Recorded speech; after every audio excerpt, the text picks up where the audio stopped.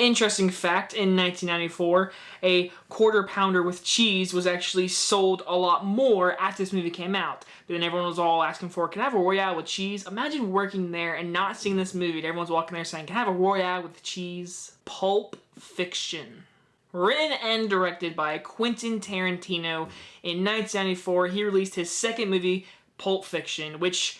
honestly, me talking about this movie is so just like overdone. I mean, if you've reviewed movies, you've reviewed this movie.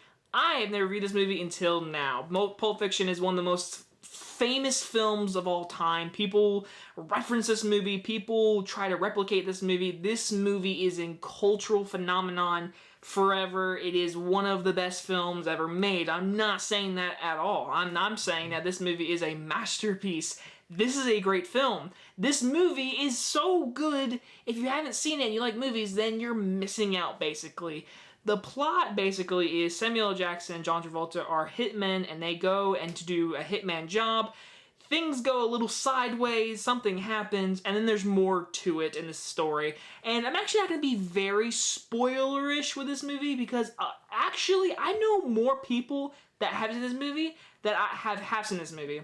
People that I know that really like movies have seen this movie. People that haven't seen a lot of movies have not seen this movie. So I'm going to be very vague on spoilers, but I'm not going to like spoil the crap out of this movie like I did Reservoir Dogs. First things first, the most famous thing about this movie is, just like Reservoir Dogs, is told backwards.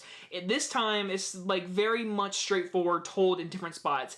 In some scenes, this person's alive, and in some scenes, this person's not alive, and this event hasn't happened yet. This movie's told completely backwards. So after people watch this movie, they were like, I want to watch it again because I want to figure out where this goes. So that was made this movie such like a phenomenon. People were just like all over this movie and like how big the cast was. I mean, this was Bruce Willis, Die Hard. I mean, he lived in the 90s. You had John Travolta, who was famous from Grease. And actually, this movie actually kind of revised his career at the time. At the time, all he had was Grease. So when he made this movie, he actually got nominated for Best Actor for this movie, which I did not know until like last week. I looked it up, I was like, what? He was nominated for Best Actor? I mean, I'm glad Forrest Gump won Best Actor for him, but yeah, I mean, John Travolta was nominated for Best Actor, Uma Thurman was nominated for Supporting Actress, and of course Samuel Jackson was nominated for Supporting Actor, which he actually should have won if you ask me. But yeah, this movie has such a told story of dialogue with Tarantino, and that's what makes the movie so much famous, is the dialogue and the most famous scenes. Obviously, the most famous scene in this entire movie is apparently, I double dare you. Like, that is the most famous scene in this whole movie, when they come to that freaking room to get that briefcase, and those men are there, and Samuel Jackson's giving the speech, the famous speech, which I actually had given that speech before in a speech class one time. I actually memorized the whole thing and I did it in front of everyone. It was pretty fun. But just that alone is like, that's why this movie's famous. Scenes like that, quotes from this movie, the music. I mean, like I told you, Reservoir Dogs, the music is great in that movie.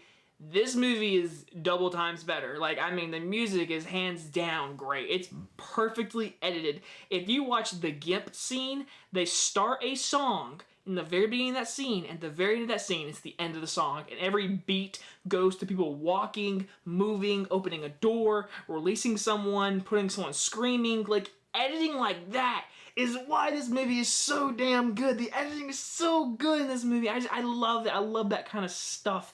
And of course, the acting is amazing. Like I said, Samuel Jackson, I mean, he's so good in this movie, and this is like his third movie. Like, this is like really early. This is what made Samuel Jackson a household name. He made a few movies. He was in Jurassic Park, he was in Goodfellas, he was in Coming to America. He was really small, and then he made this movie, and now he's Samuel Jackson. He's in everything. And actually, my favorite scene of his is actually my favorite scene at the very end with the diner scene, the scene with the wallet. I love that scene. I love how good he is and how tense he is and how calm he is. It's hands down the scene that people should like study if they want to do acting or something like that.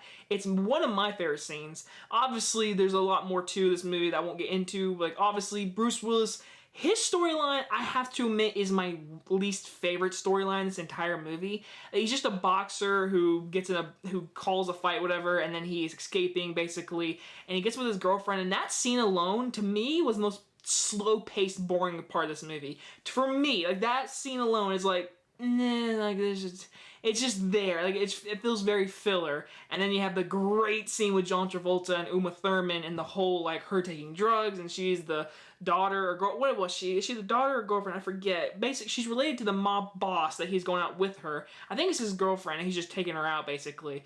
And then things go very, very wrong. But it's very funny and like exciting scene at the same time. But like I said, this movie is so culturally phenomenal because of just the editing, the lines, the dialogue. The dialogue, like I said, Tarantino knows how to make dialogue. And I will say this. I truly do believe this movie is amazing. I love it to death. But I am one of those people. Forrest Gump deserved Best Picture. I'm sorry. Pulp Fiction's great. I would even consider giving Shawshank over the picture besides this movie. And I know a lot of people are like, that is insane. Pulp Fiction deserved Best Picture. You can't beat Forrest Gump. I'm sorry. Forrest Gump is, like, amazing. So that's just a little side argument that I had to get out there before finishing this review. But overall, I mean, I've said a lot, but what has been said. Pulp Fiction is an amazing cultural movie that will live on in phenomenal movie history. Pulp Fiction, of course, gets an A+. And my next Quentin Tarantino review will be Jackie Brown. Now we're getting to a movie that's very interesting and I would like to talk about, which will come out probably tomorrow. And you guys enjoy this review, and I hope to see you guys next time. Bye-bye, guys.